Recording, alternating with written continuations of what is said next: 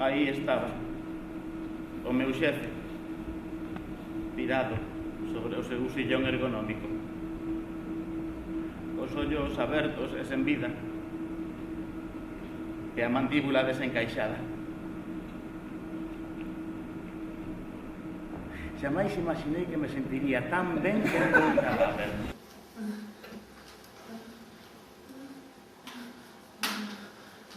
Eu antes era promiscuo.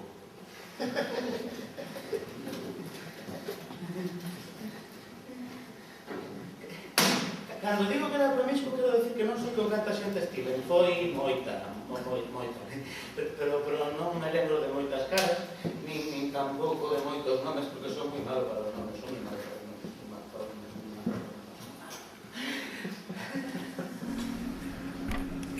Tardei bastante en realizar esta operación, sobre todo porque me estaba imaginando a escena. Eu, subido nunha fachada, cun cacho de louso de pedra dunha beira rúa na man, como se fose un heroe de acción. E digamos que o meu perfil non é exactamente o dun heroe de acción.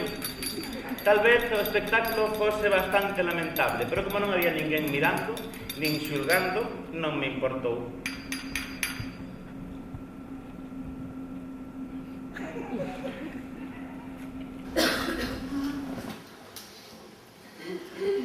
Buscaba o prazer instantáneo, o goce inmediato, o amor urxente. Pero non atopaba nada.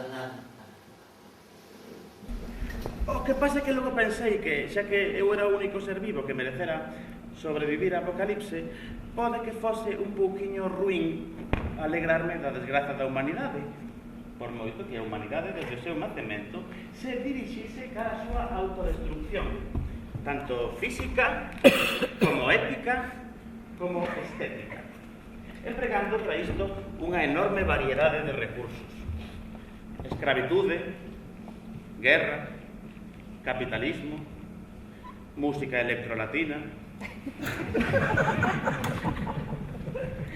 Pero eu son un tipo solidario. Como tipo solidario que son, pensei que alguén habería por aí que merecese, cando menos, unha vagoa perdida. Empecei a pensar, pero na miña cabeza só aparecían presidentes e expresidentes do goberno, ministros, narcotraficantes, terroristas, maltratadores, grandes empresarios, banqueiros,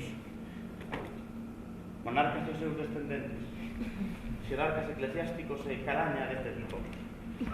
Así que, como tiña moito que facer e moi pouco tempo, decidín acurtar o proceso. Puxe en música triste e comecei a pelar cebolas. A veces escoito unha canción. Unha vez, outra vez e outra vez. Todo porque no segundo 25 hai un par de notas que me chegan ao estómago, que me desgarran por dentro.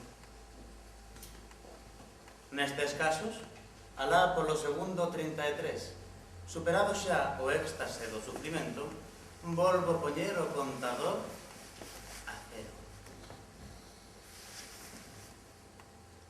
Así, até que a dor se fai tan forte, até que a presión no peito é tan grande que parece que vou reventar por dentro.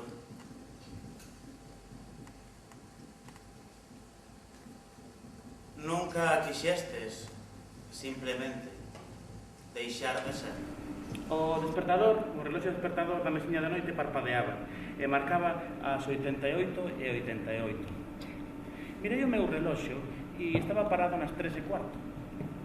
Prendín o ordenador e primeiro dicía que eran as 12:14, pero de súpeto cambiou de opinión e anunciaba que eran as 6:09.